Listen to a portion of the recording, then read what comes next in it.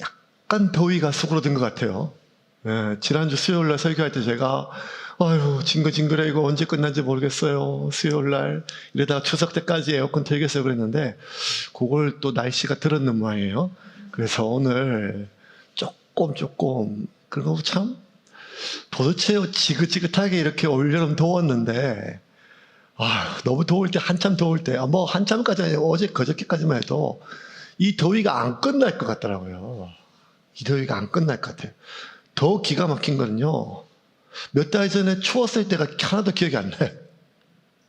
몇 달 전에 온풍기 틀고 추워가지고 수도 올까봐 막 물 틀어놓고 했던 거 그게 하나도 기억이 안 나요. 그게 60년 전이 아니라 몇 개월 전인데요. 인간은 그런 것 같아요. 한여름 찌는 듯한 더위에 몇 개월 전 시리도록 시린 겨울이 기억이 잘 안 나고 또 이 지긋지긋한 여름이 끝날지를 잘 몰라요. 왜냐하면 너무 더우니까요. 이 더위가 안 끝날 것 같고 이 추위가 안 끝날 것 같아요. 그건 맞는 것 같아요. 그런데 우리가 아무리 힘들고 어렵고 고통스럽고 그렇게 느끼더라도 결국에는 시간이 가요. 지구는 하루에 한 바퀴를 돌고 1년에 365일 동안 태양을 한 바퀴 돕니다. 끝나지 않을 것 같은 이 여름이 가고 가을이 오고 있어요. 그리고 가을 또 지나면 겨울이 오겠지요. 우리가 살다 보면 너무 더우면 너무 추우면 이게 안 끝날 것 같은 시간이 들어요. 그거는 이미 과학자들이 과학적으로 증명됐대요. 인간은 너무 고통스러우면 시간이 천천히 간대요. 시간이 천천히 간대요. 너무 고통스러워. 너무 힘들면, 너무 더우면, 너무 추우면, 너무 외로우면, 너무 서글프면 실제로 시간이 천천히 간대, 그 사람에게. 그러면 어떤 오류에 빠지는가 하면 분명 8월이 지나면 9월이 오고 9월이 지나면 10월이 오는 게 맞는데 이 더위가 안 끝날 것 같은 마음이 자꾸 든대요. 분명 6개월이 지나면 1년이 지나고 1년이 지나면 1년 반이 지나서 제대가 할 것을 내가 아는데 너무 힘들면 그 제대가 안 올 것 같아서 스스로 죽음을 결심한답니다. 그래서 그렇게 힘들어하는 사람에게 좀 참아, 곧 있으면 괜찮아질 거야. 에이, 그걸 못 참아. 이런 말은 위로가 아니라 오히려 더 큰 상처가 된다고 얘기를 하더라고요. 우리가 그런 세상을 살고 우리가 그런 존재라는 것을 인식하면서 살아가야겠죠.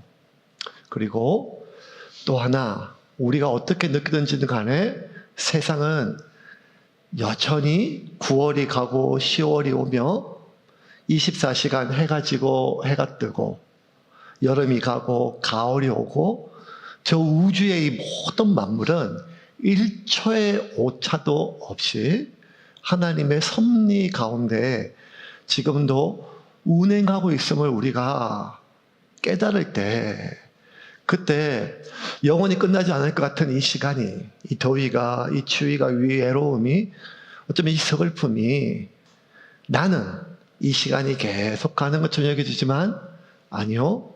하나님의 시간은 정확하게 지금도 운행되고 있음을 믿으시기를 바랍니다. 그것을 우리에게 확인시켜 주는 사람이 누군가 하면 예수님이에요. 왜 이 교회는 이렇게 예수, 오케이. 하나님에 대해서는 전 세계 종교를 떠나서 어떤 창조주, 신에 대해서는 거의 대다수 인정해요. 왜냐하면 인간은 그냥 그 사람이 기독교, 무슬림, 불교, 뭐 이런 힌두교를 다 떠나가지고 모든 인간 안에 종교심이 있으니까 무언가 신비로운 존재, 그다음에 우주, 죽음 뭐 이런 것들은 과학이 아무리 발달되고 철학이 아무리 발달돼도 답을 줄 수 없는 거거든요. 그래서 신, 하나님, 알라, 부처님 뭐 이런 모든 것들에 대해 신 존재 하다못해 그것도 안 되면 1월 성신, 용왕님, 뭐든지. 그런 것들에 대해서는 그렇게 부정하지는 않아요. 그런데 뭐가 어려운가 하면 왜 이 땅에 태어난 인간 예수가 하나님이냐 이 말인 거예요. 이거는 지난 2000년 동안 수많은 사람들에게 의문이었어요. 그리고 오늘도 우리에게 의문이고, 안 믿는 가정에서 태어나서 8남매 막내로 태어나가지고 집에서 다 반대하는 신학대학을 혼자 가려고 할 때 저희 큰형님이 저한테 마지막까지 막 때리면서 했던 마지막 말이 뭔가 하면, 도대체 예수가 너네 아버지냐? 예수가 뭔데?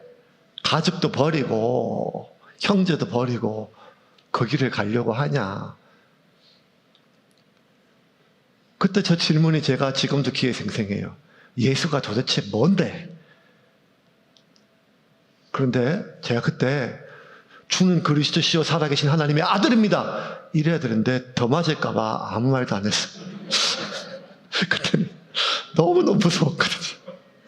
형님, 지금도 무서운데, 나이 50이 넘어도 무서운데 그때 얼마나 무서웠는지. 예수가 누굴까요? 예수가 누굴까요? 2000년 전에 이 본문 속에서도 이 논쟁이 계속돼요. 예수님이 초막전에 성전에서 지금 사람들하고 논쟁이 붙었어요. 예수 도대체 뭔가? 예수가 뭔가? 예수가 누군가? 뭔가? 25절부터 27절입니다. 같이 읽겠습니다. 예루살렘 사람 중에서 어떤 사람이 말하되 이는 그들이 죽이고자 하는 그 사람이 아니냐. 보라, 드러나게 말하되 그들이 아무 말도 아니하는도다. 당국자들은 이 사람을 참으로 그리스도인 줄 알았는가. 그러나 우리는 이 사람이 어디서 왔는지 아노라. 그리스도께서 오실 때에는 어디서 오시는지 아는 자가 없으리라 하는지라. 초막절 성전에서 막 논쟁하고, 또 이때는 이미 예수 체포령이 내려졌거든요. 그래서 예수 죽이려고 지금 예수 체포령이 있어서 예수 잡으려고 하는 사람들 체포조가 움직이고, 그리고 지금 공권력이 움직이고 있는 때고, 이런 공권력뿐만 아니라 유대인들 자체적으로 자경단 이런 사람들이 예수 죽이려고 하는 사람들 지금 깔렸어요. 그래서 예수님께서 지금 예루살렘에 초막절에 안 가셨고 나중에 오셨잖아요. 그래서 지금 심각하게 예수를 죽이려고 하는 사람들은 이 성전과 관련된 종교인들이에요. 바리새인들, 제사장들. 근데 예수님께서 성전에 오셔가지고 지금 계속 가르치시고, 그 가르침에 사람들이 놀라고, 그리고 논쟁이 막 붙었어요. 예수가 과연 누군가. 근데 이제 어쨌든 그 논쟁 중에 대다수의 사람들은 일단 예수라고 하는 이 사람이 메시아, 우리가 기다렸던 어떤 그런 우리의 구원자가 맞다라고 하는 의견이 거의 대다수였어요. 왜냐하면 이 예수가 우리가 기다렸던 그 메시아, 하나님이 보내신 사람이 아니면 예수가 행했던 일을 설명할 수가 없어요. 예를 들어서 무리를 걷는다거나 5,000명을 먹이신 일이나, 아니면 귀신을 쫓아내고 병든 자를 살려주고, 특별히 또 오늘 성전에서 이렇게 가르치는 내용들은 자기들도 어릴 때부터 이 설교, 율법 뭐 이런 것들은 진짜 잔뼈가 굵을 정도로 다 들었거든요. 그런데 단 한 번도 이 모세오경, 이 토라를, 율법을 이렇게 해석하는 사람을 못 봤어요. 그래서 내가 하나님을 믿고 하나님이 이 세상을 여전히 다스림을 알면도 불구하고 이 세상에는 조금도 하나님의 영향력이 미쳐지지 않는 듯한 이 세상 속에 살면서 그들이 하나님을 버리지 않았지만 하나님을 믿는 우리는 어떻게 살아야 되나, 이렇게 혼란 속에 빠졌던 사람들에게 예수님께 다시, 그럼에도 불구하고 하나님은 여전히 이 세상을 다스리고 계시고 그 하나님을 믿는 우리는 이 삶은 의미가 있다, 그것이 막 그냥 설득되는 것이 아니라 믿어지고 힘이 나고, 그러니까 이 예수라고 하는 사람이 하나님이 보내신 그 메시아가 아니고서는 예수가 행했던 일과 예수가 하는 말을 도저히 설명이 안 되는 거예요. 이게 대다수의 판단이었어요. 41절 같이 읽겠습니다. 31절 말씀, 31절. 무리 중에 많은 사람이 예수를 믿고 말하되 그리스도께서 오실지라도 그 행하실 표적이 이 사람이 행한 것보다 더 많으랴 하니. 그런데 그 중에 어떤 사람들은 아주 강한 확신 가운데, 아니, 신기한 일 많이 행하지. 그런데 잘 기억해라. 자기가 자칭 메시아라고 하는 인간들이 얼마나 많았나. 얼마나 많았나. 예. 여러분, 얼마 전에 뭐 이렇게 동영상이 하나 이렇게 음성이 유출됐는데, 통일교 한학자 문선명 부인이 그 통일교에서 만든 세계일보 그 신문사들 사람들 모아놓고 얘기하는 그 내용이에요. 뭐란가 하면 하나님께서 독생녀를 보낼 때, 독생녀란 단어는 또 처음 들어요. 독생녀가 자기예요, 자기. 문선명 죽었으니까 이제. 그러면서 이 독생녀가 이 세상을 구원하는데 너희들 그걸 알아야 된다. 그러면서 6.25 때 왜 이 가난한 나라 16나라를 위해서 살려주기 위해서 나라가 왔냐? 그건 다 이 독생녀가 이 한국에 있기 때문에, 그 독생녀가 누군지 아시죠? 자기를 뜻하는 거예요. 우리가 들으면 말도 안 되는 이야기죠. 이걸 듣고 그게 어쨌든 신문사 사람들이 앉아있다는 자체가. 그런데 여러분, 그걸 진짜 믿어요. 왜냐하면 오랫동안 세뇌를 넘어서 이건 이단들 하니까 이게 신비한 재주가 있어요. 그런데 더 놀라운 거는요, 이 대한민국이 위대한 게, 대한민국은요, 전 세계에 없는 거 진짜 잘 만드는데, 하나님이 보내신 메시아를 벌써 26명, 30명 이상 만들었어요. 배출했어요. 문선명부터 시작해서 JMS 정명석, 이만희, 현재 한학자부터, 그 다음에 뭐 하나님 어머니 장길자부터 시작해가지고, 여러분, 그 어려운 걸 대한민국이 늘 해냅니다. 영생교부터 시작해가지고. 그러면, 아니, 이만희, 영감이 하는 말, 그게 무슨, 우리가 들어도 진짜 무식하 말도 안 되고, 이 여자가 하는 말이, 이게 특히 정명석이 진짜 악하고 쓰레기 중에 쓰레기 인간 말종인데, 이런 거, 우리가 듣기는 그렇잖아요. 그리고 한두 놈이 아니었으니까. 유대인들이 그랬어요. 모세 이후로, 특별히 다윗 이후로 1000년 동안 하나님께서 다윗과 같은 메시아 왕을 보내주셔가지고 다시 우리 민족을 부흥케 하리라 라고 하는 소망으로 1000년을 기다렸는데, 내가 하나님이 보내신 메시아다 라고 말하는 인간들이 한국보다 더 많았던 것이 유대인들이었어요. 그러니 오케이, 신기한 능력 생각하고 부정하지 않겠다. 그 말, 그거 신기하다. 이렇게 맞추는 거 보니까 성경에 이렇게 짝 맞춰가지고. 그런데 그렇다고 이 인간이 메시아일 수는 없다. 왜? 성경을 보면 조금 아는데, 하나님 보내신 그 메시아는 다윗의 씨, 예루살렘에 나오든지 하다못해 안 되면 다윗에 태어났던 베들레헴에 태어났는데, 갈릴리 사람 아니냐. 성경에 어디 메시아가 갈릴리에 태어나면 갈릴리에 갈자라도 있냐. 이게 또 상당수 예수가 누구인지 메시아임을 부인하는 사람들의 견해였어요. 41절 말씀 같이 읽겠습니다. 어떤 사람은 그리스도라 하며 어떤 이들은 그리스도가 어찌 갈릴리에서 나오겠느냐. 예수는 메시아다, 아니다 하고 하니 격렬한 논쟁은 굉장히 그때 아주 제일 핫한 이슈였어요. 단순히 종교가 아니라 그들은 삶과 종교가 일치됐으니까요. 근데 예수는 그리스도다, 메시아다 믿는 사람, 또 예수를 따르는 사람, 아니면 예수가 의심하는 사람, 아니면 예수는 사기꾼이다라고 하는 사람, 다들 다 각각 견해는 다른데 공통점이 뭔가 하면 그 누구도 강하게 확신하는 사람은 또 없다는 거예요. 자기 주장을 하는데. 왜냐하면 만약에 예수가 메시아가 아니면 예수는 반드시 죽어야 돼요. 왜냐하면 신성모독이거든요. 이건 이스라엘 백성들이 견딜 수 없어요. 내가 하나님의 아들이다. 성전 부숴라. 내가 3일 만나 짓겠다. 아니, 하나님의 아들을 창침하고 성전을, 목숨보다 귀하게 여기는 성전을 부수러 하고, 안식일에 대한 정의를 자기가 내리고, 이거는 예수는 그냥 믿고 안 믿고에 떠나가지고 예수를 죽여야 되는 일이에요. 근데 예수가 메시아가 아니라고 생각하는 사람들도 섣불리 예수를 죽이지는 못해요. 이게 신기해요. 43절과 44절 같이 읽겠습니다. 예수로 말미암아 무리 중에 쟁론이 되니 그 중에는 그를 잡고자 하는 자들도 있으나 손을 대는 자가 없더라. 잡고자 하는 사람이 손을 못 대요. 왜냐하면 예수를 따르는 사람이 많았기 때문에. 그럴 수도 있어요. 하지만 여러분, 유대인들 잘 몰라서 그래요. 이 사람들은요, 목숨 거는 사람들이에요. 이 당시 유대인들, 아주 정통파 유대인들. 마치 무슬림들이 알라 아카바라 하면서 자살 폭탄 들고 뛰어들고 이런 것처럼, 그렇게 자기가 죽는 게 두려운 게 아닌 사람들이에요. 그런데 왜 예수가 메시아가 아님을, 예수가 아니면 알면도 불구하고 예수를 잡으려고 왔음에도 불구하고 예수에게 손을 못 대는가 하면 마지막까지 헷갈리는 거예요. 아니, 그 말을 듣다 보니까 자기도 이게 메시아인가? 하는 생각이 든다는 거예요. 네.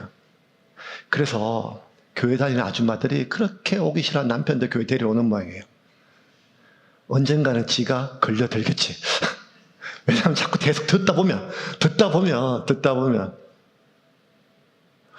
네, 왜 마지막까지 선뜻 안 돼요. 그러면 예수를 믿는 사람, 안 믿는 사람, 따르는 사람, 부정하는 사람, 예수를 가기꾼하는 사람 다 다르는데 한 가지 공통점이 뭔가 하면 예수에 대한 견해는 있는데 확신이 다 없어요.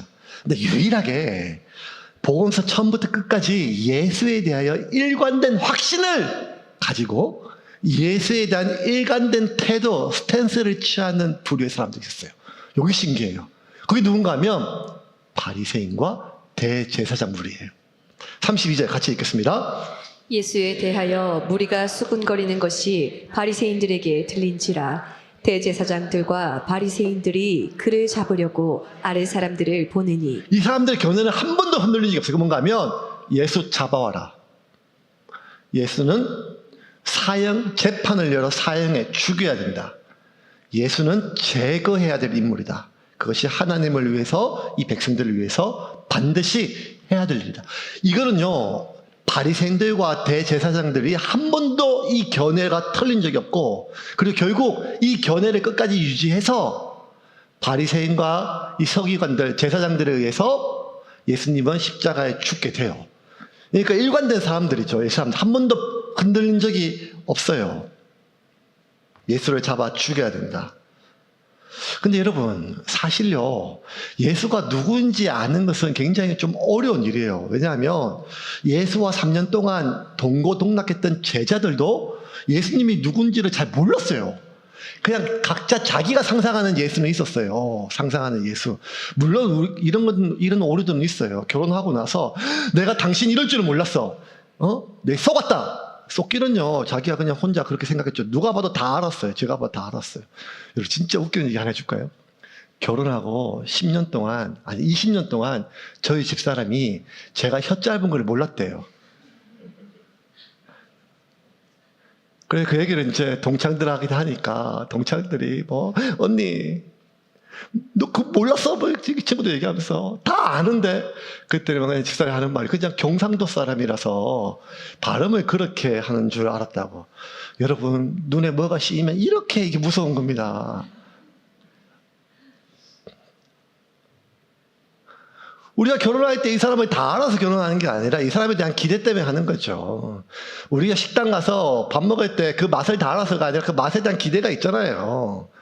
인터넷에 옷 살 때 이 옷을 다 입어보고가 아니라 이 옷에 대한 기대를 가지고 내가 사는 거죠. 색깔만 보고 어떻게 사요? 하지만 이게 촉감은 어떨 것이다. 이걸 입고 나갔을 때 사람들이 어떨 것이다. 감촉, 이렇게 기대가 있지 않겠습니까?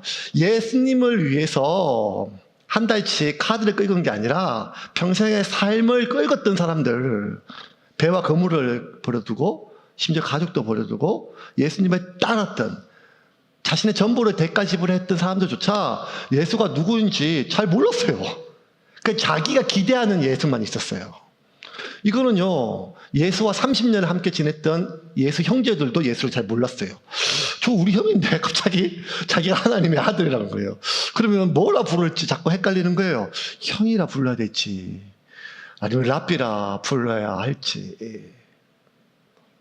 잘 모르는 거예요. 심지어 예수님이 우리의 모든 죄를 지고 십자가에 달려 죽으셨을 때도 제자들은 헷갈렸어요. 더 웃긴 건데 예수님이 부활하셨어요. 부활하셔서 베드로에게 나타나셨어요. 제자들 나타나셨어요. 그때도 예수가 누군지 잘 몰랐어요. 예수의 못자국을 만져보고 예수의 창자국을 만져도 그때도 예수가 누군지 잘 몰랐어요. 심지어 예수 죽고 예수는 인간이면서 완전한 하나님의 아들이다. 예수 죽고 300년이 지나서 신학자들의 회의를 통해서 그 계시를 밝혀내요.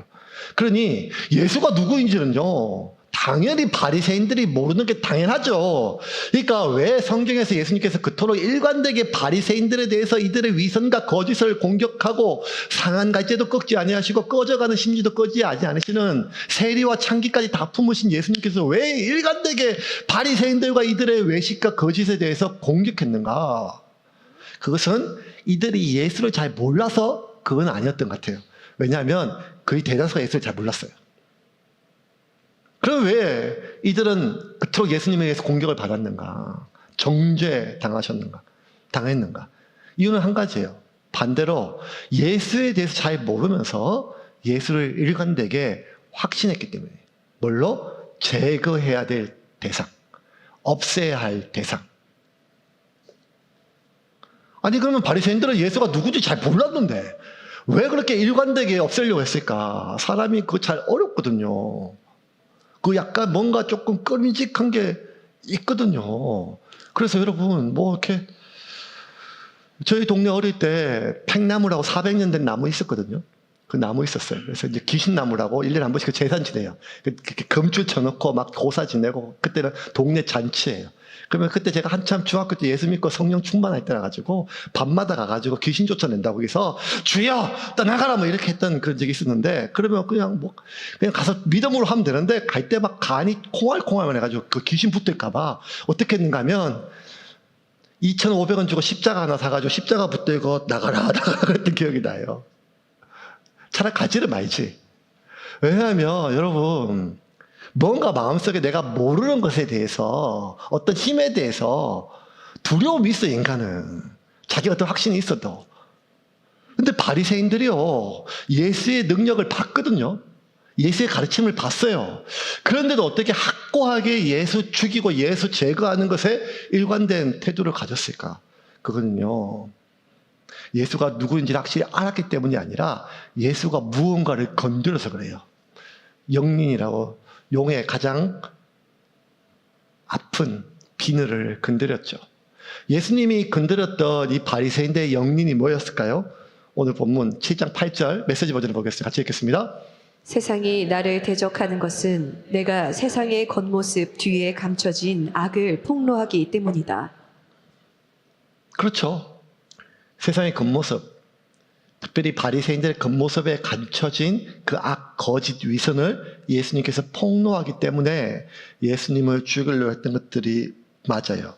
그런데 여기서 조금 더 우리가 이제 성경을 적어도 이제 세움교회 교인들은 한 구절 한 구절 씹어 먹잖아요. 그러니까 우리가 일반적으로 가지고 있는 그런 그냥 상식처럼 되어 있지만 오류가 있는 것들이 좀 있어요. 그중에 대표적인 게 뭔가 하면 바리새인들에 대한 오류예요. 하도 성경에서 바리새인에 대해서 사기꾼, 위선 이렇게 얘기했는데 우리가 생각하는 바리새인들은요 종교 장사꾼들이 아니에요. 백성들의 등을 쳐먹는 양복 입는 무당들이 아니란 말이에요. 이 사람들은 그 당시 대표적으로 종교 세력들이 대제사장들, 사두개인들, 바리새인들이 있었는데 그중에 제일 많이 욕을 먹는 것은 사두개인들이었어요. 사두개인들은 내려오는 정통적인 엘리트 집안이었어요. 귀족적으로 잘 배운 사람이고 돈이 많고 그래서 또 종교적으로 많이 교육받은 사람인데 이 사람들은 당시 로마 정권인데 친일파처럼 로마 정권과 결탁해서 많은 것들을 백성들의 편이 아니라 로마 정권에 펴서 자신의 기득권을 유지하는 엘리트 종교인들이었어요. 그래서 많은 백성들은요, 이 사두개인들에 대한 적개심이 있었어요. 실제로 그랬었어요.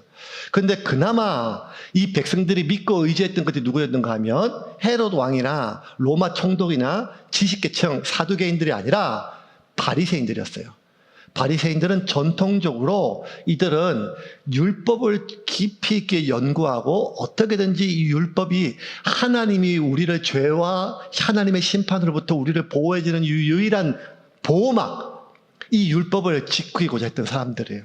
더군다나 백성들이 세속에 물려드는 걸 안타까워하고 어떻게든지 이 백성들을 율법을 잘 지켜서 죄를 짓지 않게 하려고 애쓰는 사람들이에요. 심지어 바리새인들은 굉장히 경건한 사람이라고 그랬어요. 우리가 생각하는 그냥 어떤 종교적 위선 이게 아니라 실제로 그들의 말과 삶이 일치되는 경건한 사람이었어요. 그들은 금식했고 그들은 하나님 앞에 온전한 예물을 들었으며 그리고 검소했어요. 백성들의 재물을 빨아먹는 그러한 세리들이나 아니면 로마 정권이나 제사장들이나 아니면 사두개인과 달리 자기 것들을 좀 내어줘서 어떻게든지 백성들을 보호해주는 그런 존경받는 사람들이었어요. 그러니까 우리가 알고 있는 그런 바리새인들은 성경에 있는 것들은 조금 우리가 나중에 예수님의 해석을 통해서 이 설교 가운데 계속 나왔으니까 오해하는 것이지, 당시에 우리가 알고 있는 그 개념들은 사두개인은 그게 맞지만 바리새인들은 굉장히 존경받는 사람들이었어요. 더군다나 이들이 자기 스스로를 볼 때도 그랬어요. 왜냐하면 겸손했으니까요. 경건했으니까요. 검소했으니까요. 그리고 자기보다 백성들이 말씀 안에 온전히 거하는 게 더 중요했어요. 그런데 예수님께서 건드리는 게 뭐였을까요? 자기가 안 그래도 그냥 사두개인들은 자기들의 지금 로마의 정권에 빌붙은 것에 대한 어떤 그 수치심이 있었어요. 그 마음에 뭔가 눌림이 있었단 말이에요. 그래서 누가 이걸 얘기하면 더 강하게 백성들을 찍어 눌렀어요. 근데 바리새인들은 그게 아니에요. 나는 지금 의롭거든요. 말씀에 비춰봤을 때 의롭고 백성들을 위해 희생한 사람들이거든요. 그래서 굳이 예수님께서 이 독사의 자식들아 너희 위선 얘기했어도 미친놈이 저지르는 그냥 자칭 메시아라고 하는 사기꾼이 이야기하는 말로 치부할 또 아무런 마음에 꺼리낌이 없었어요.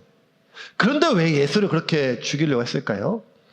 그거는 예수님이 바리새인들이 생각하는 마지막 보호막을 건드려서 그래요. 자신의 보호막. 그 보호막이 뭔가 하면 바리새인들이 생각하는 이 자신들의 삶의 보호막, 이스라엘 백성들의 보호막은 율법이에요. 이 율법이 우리가 하나님으로부터 벌을 받는 것을 면하고 또 이 율법을 잘 지켜야 하나님으로부터 복을 받는다고 하는 것. 그래서 이 율법을 잘 보존해요. 자손 대대로 연구하고 1.1획도 틀림없이 암송하게 하고, 그리고 율법을 잘 지키도록 사람들에게 인도해줘요. 그러니까 바리새인들이 생각하던 자신의 삶의 보호막은 율법이에요. 이 율법을 잘 해석해서 백성들에게 잘 가르쳐주지, 이렇게 설교하듯이. 그리고 백성들이 신뢰와 기대를 받아요. 그 영향력으로 살아요.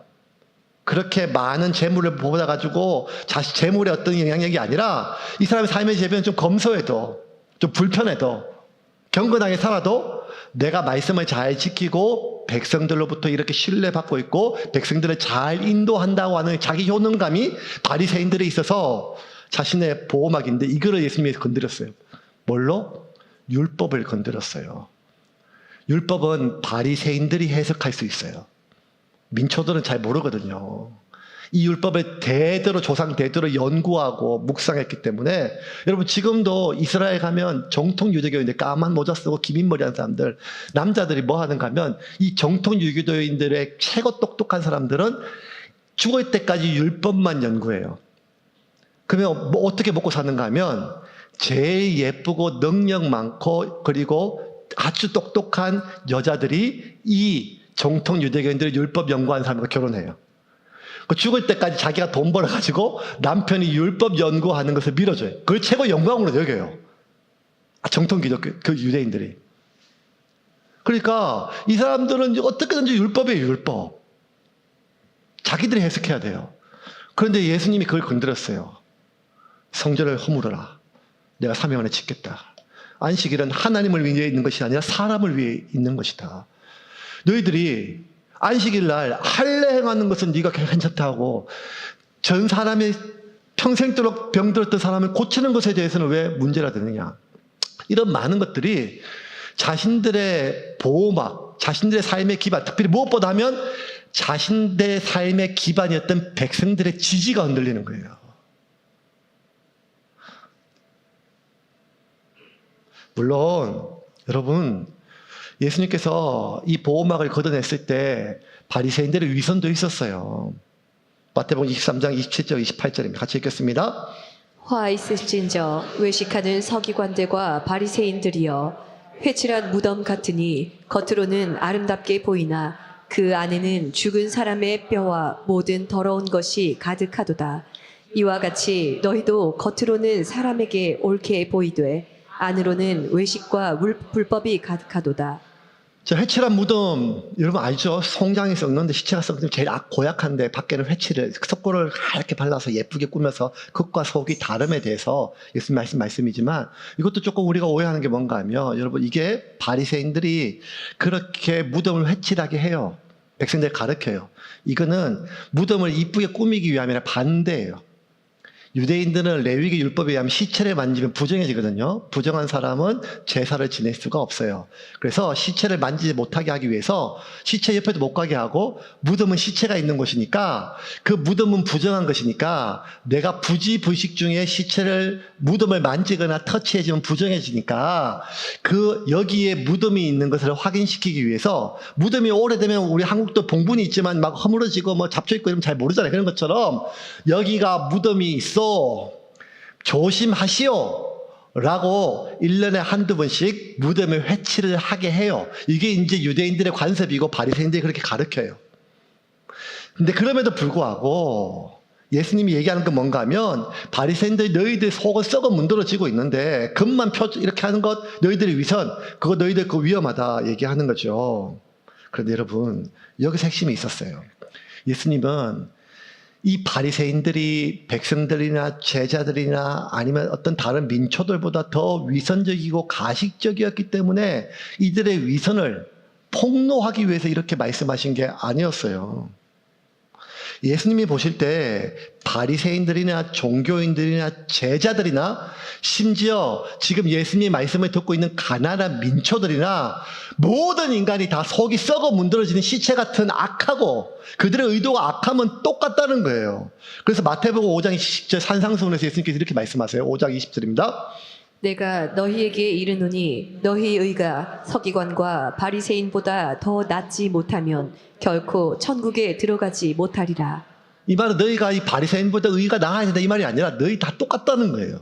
근데 여러분, 마태복음 5장은요 산상수훈 말씀이에요. 여러분 아시잖아요. 마태복음 5장 이렇게 시작하, 심령이 가난한 자는 복이 있나니, 심령이 애통하는 자는, 마음이 애통한 자는 복이 있나니 천국이 너희 것이고 너희가 위로를 받고 땅을 기업으로 유업받는다.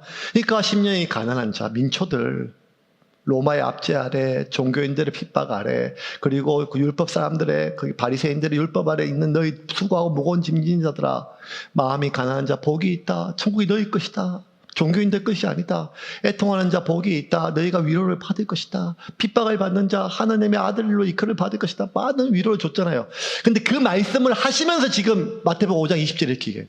하지만 너희 의가 바리새인들과 서기관들보다 의롭지 않으면 천국 갈 수 없다. 이 말은 뭔가 하면, 하지만 너희들이 가난하다고 너희들이 깨끗한 게 아니라는 거예요. 가난하다고 너희들이 서기관보다 바리새인들보다 의롭다는 게 아니라는 거예요.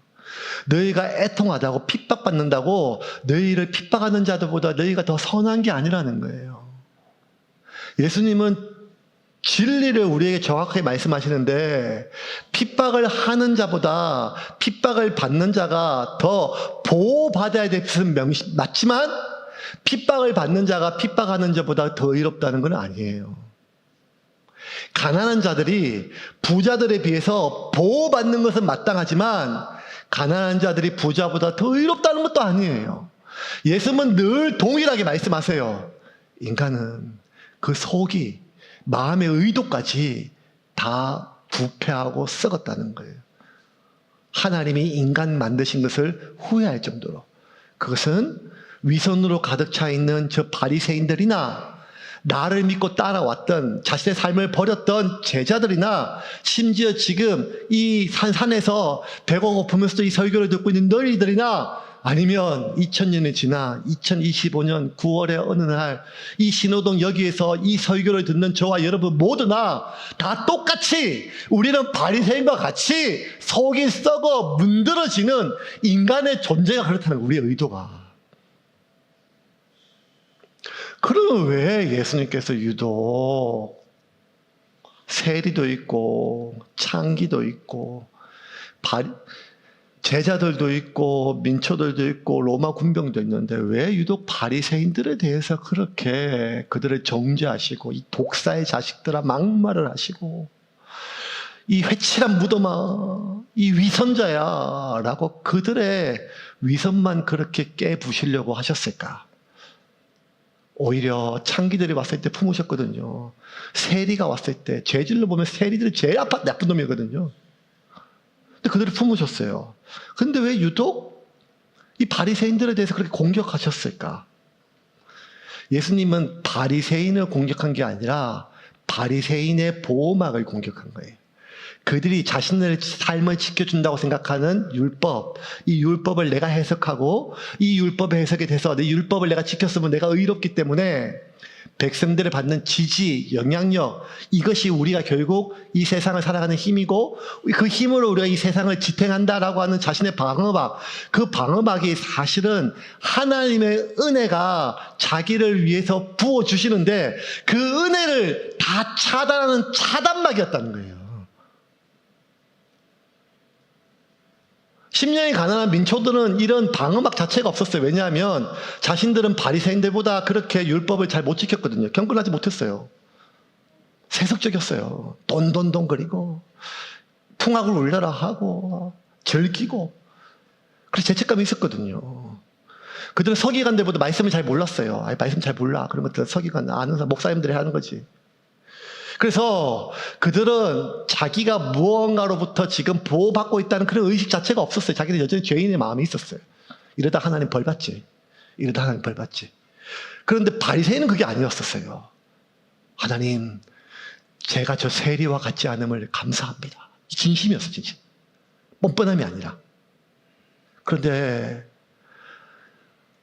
예수님이 볼 때, 하나님 볼 때 모든 인간은 다 썩어 문드러져요. 결국 그것이 그들의 삶이에요.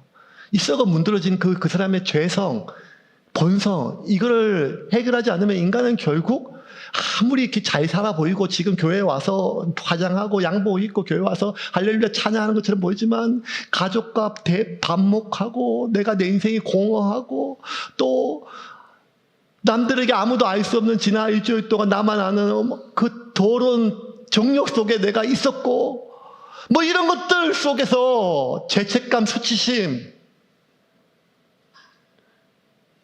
그런 인간을 살릴 수 있는 유일한 것은 결국 하나님께서 생명의 샘물을, 생명의 물을 주는 것밖에 없다는 거예요.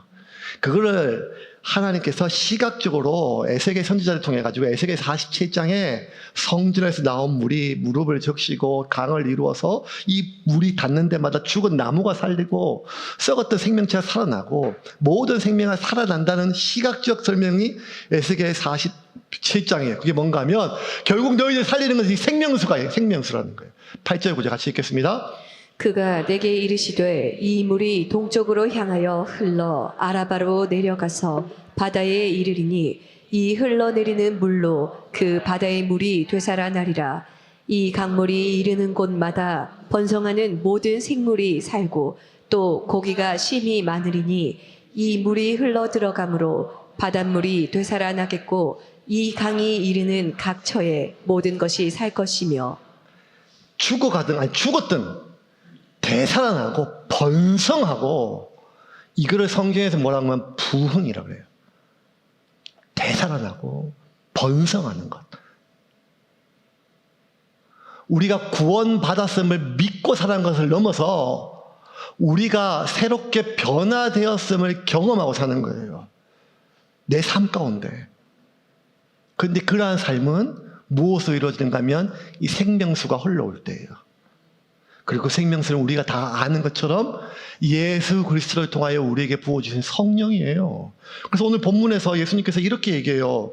38절 39절 같이 읽겠습니다. 나를 믿는 자는 성경의 이름과 같이 그 배에서 생수의 강이 흘러나오리라 하시니 이는 그를 믿는 자들이 받을 성령을 가리켜 말씀하신 것이라. 예수께서 아직 영광을 받지 않으셨으므로 성령이 아직 그들에게 계시지 아니하시더라. 그들의 율법의 보호막을 뚫고 성령을 주시기 위해서 예수님께서 이 땅에 오셨어요. 그래서 이제는 하나님의 자녀를 믿고 사는 것을 넘어 목마르지 않는 그 생명의 원천을 가지고 살아요. 이건 어떤 종교적 수사가 아니라 실제 삶의 기쁨이에요. 삶의 에너지예요. 근데 문제는 이 바리새인들이 하나님을 믿잖아요. 진심이었다니까요. 열심이었어요. 그런데 그 하나님을 믿음에도 불구하고 이 보호막을 그들이 의지하고 사는 한 하나님으로부터 오는 이 생명을 못 받는 거예요. 그들이 믿고 의지하는 것. 그게 뭔가 하면 율법을 자신들이 해석하고 율법에 대한 사람들의 지지와 사람들의 영향력이에요. 돈은 없어서 살겠지만, 내가 가난해도 살겠지만 사람들의 지지를 잃는 것은 어려워요. 신뢰를 잃는 건 어려워요. 이게 여러분 권력자들의 속성이에요. 왜냐하면 사람들의 지지를 잃는 것은 곧 권력자들의 죽음이에요. 사울 왕도 그랬고 수많은 정치주들은 똑같은 거예요. 그들은 돈보다 그 백성들의 지지가 더 중요했기 때문에. 그리고 그 백성의 지지, 자신들의 삶, 자기 효능성을 최대한 느끼게 만들어지는 그 보호막이 예수가 건드리니까 예수를 죽이려고 했던 거예요. 여러분, 이런 종교인들뿐만 아니라 오늘날 이건 저와 여러분과 똑같은 선상에서 우리 다 하나님을 믿습니다. 그래서 오늘 예배 드렸죠. 우린 그리스도인이라 자칭합니다. 목사입니다. 성도입니다. 우리 하나님 믿지만 내가 현재 내 삶을 보호해주는 어떤 보호막들이 있어요. 그렇게 죄는 아니에요. 근데 그 보호막을요, 하나님의 말씀이 건드릴 때가 있어요. 너 그거 내려놓아라. 부딪힌다. 그럴 때 내가 붙들고 늘어진 나를 보호하는 그 보호막이 하나님의 말씀이 내게 임했을 때 하나님의 말씀이조차도 하나님이라도 내 삶을 보호해주는 그 보호막을 건드리면 인간은 어떻게 되는가 하면 그 하나님을 부인해요. 부정해요. 그리고 소멸시켜요. 죽여요. 대표적인 게 마태복음 10장에 나와 있는 부자 청년이에요. 예수님께 밤중에 찾아왔어요. 남부를 게 없었어요. 율법을 다 지켰어요. 하지만 마음속에 뭔가 해결되지 않는 문제를 알기 때문에, 본능적으로 알기 때문에 예수께 찾아와서 랍비여, 어떻게 해야 제가 영생을 얻을 수 있겠습니까? 물었을 때 예수님이 단호했어요. 네가 가지고 있는 모든 재물을 팔아 가난한 이들에게 나누어 주고 그리고 나서 나를 쫓아라. 예수가 누군지를 알고 왔어요. 그분이 하나님 보내신 사람인 걸 알아요. 예수의 말씀이 하나님 말씀을 내가 믿어요. 하지만 그 말씀이 현재 내 삶을 보호해주는 방어막을 건드리면 꼭 그럴 필요가 있나? 아니, 내가 이렇게까지 할 필요가 있나? 부정하고 부인하고 소멸해요. 마가복음 10장 22절 말씀 같이 읽겠습니다. 그 사람은 재물이 많은 고로 이 말씀으로 인하여 슬픈 기색을 띠고 근심하며 가니라. 재물이 많은 거로 이 말씀으로 인하여 슬픈 기색을 띠고 근심하며 가니라. 왜? 이 청년은, 이 사람은 재물 많은 게 죄가 아니라 하나님을 안 믿은 것도 아니고 하나님을 향한 간절한 마음이 있었는데 그럼에도 불구하고 자신의 삶을 보호해 주는 것은 돈이었어요. 이거 우리 공감하잖아요. 근데 말씀이 자신의 보호막을 건드려요. 그러면 우리는 어떻게 반응하는가 하면 하나님 없어! 가짜야! 저 목사도 아니야! 이게 설교도 아니야! 이렇게 반응하는 게 아니라 부인하고 부정해요. 꼭 그럴 필요가 있나? 아나니아와 삽비라처럼 나만 그럴 필요가 있나? 아니, 지금은 하나님 아니에요. 하나님 여기까지. 아니, 하나님 그거는 안 돼요. 거기까지. 아니, 내가 안 하겠다는 게 아니라 지금 이 순간은 안 해요. 지금. 왜? 우리는 똑같이 그 바리새인과 같이 하나님의 은혜가 필요한 사람임에도 불구하고 현재 우리가 이 세상을 살아가는 것은 그 보호막의 보호 아래서 살아가는 것입니다. 여기서 이제 모든 문제가 발생합니다. 그것은 무엇인가 하면 우리는 하나님을 하나 유일신으로 믿어요. 이 말은 하나님 한 분만이 세상을 다스리고 하나님은 세상을 다스리고 우주를 다스릴 뿐만 아니라 내가 사는 세상, 내 삶을 다스린다면 내 삶에 하나님 한 분 외에는 설명할 수 없는 일이 일어나야 돼요. 그런데 그 하나님을 믿음에도 불구하고 내가 그 하나님보다 나를 보호하는 보호막을 붙드는 한 내 삶에 하나님 한 분 외에는 설명할 수 없는 일은 절대 일어나지 않아요. 왜냐하면 그 보호막은 그 은혜의 성령이 들어오는 한 방울도 들어오지 못하게 하는 차단막이 되기 때문에. 그래서 예수를 10년을 믿던 50년을 믿던 100년을 믿던 그 사람의 삶은 종교 영녀가 돼서 설명할 수 있는 일이 있어요. 마음의 평안이 있죠. 남들을 도와줘요. 욕 덜 하고 인품이 좋고 어쩜 잠도 잘 자요. 하지만 하나님 한 분 외에는 설명할 수 없는 그러한 일들은 그의 삶 가운데 없어요. 저는 여러분에게 오늘 도전합니다. 그렇다고 지옥 간다는 건 아니에요. 그렇다고 그 사람이 하나님이 버리셨다는 것도 아니에요. 하지만 우리가 하나님을 믿으면서도 불구하고 이 보호막을 찢지 못하는 한 생명의 그 물은 우리에게 한 방울도 들어올 수 없다는 것을 기억하십시오. 결국 신앙이란 것은 하나님께 내 자신을 던지는 삶인데, 보이지 않는 하나님께 내 삶을 던진다는 것은 오늘 우리가 명확하게 읽었던 눈에 보이는 이 하나님의 말씀, 귀에 들리는 하나님의 말씀, 오늘 나에게 전해지는 하나님의 그 명확한 말씀, 그 말씀에 나를 던지는 거예요. 때로는 그 말씀이 나의 가장 소중한 무언가를 건드려요. 때로는 그 말씀이 이것 없으면 안 돼 하는 걸 건드려요.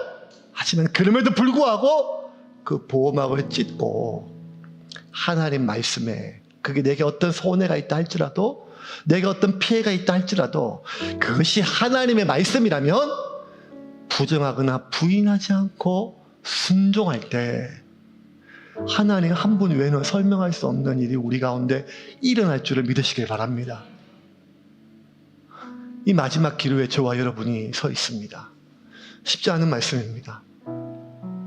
교회 목사고 교회의 담임입니다.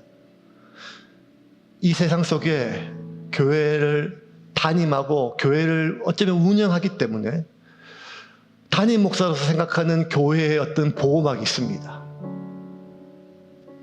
목사이기 때문에 어쩌면 저를 지탱해주는 어떤 저의 보호막이 있습니다. 때로는 어떤 말씀은 그것이 교회의 보호막을, 그것이 목사의 보호막을 깨뜨리는 아픈 것일 수 있습니다. 그럴 때 전 주저합니다. 그런데 그 순간 그 교회가 하나님 한 분 외에는 설명할 수 없는 그런 기적을 행하는 교회인가, 아니면 수많은 종교단체 중에 하나인가는 그 순간에 결정되는 것입니다. 사랑하는 세운교회 여러분, 우리 손으로 그 보호막을 찢고 하나님 말씀에 나를 던지는 저와 여러분이 되기를 주님의 이름으로 축원합니다. 그러할 때 하나님의 거룩한 성령이 우리를 지키시고 보호하실 것입니다.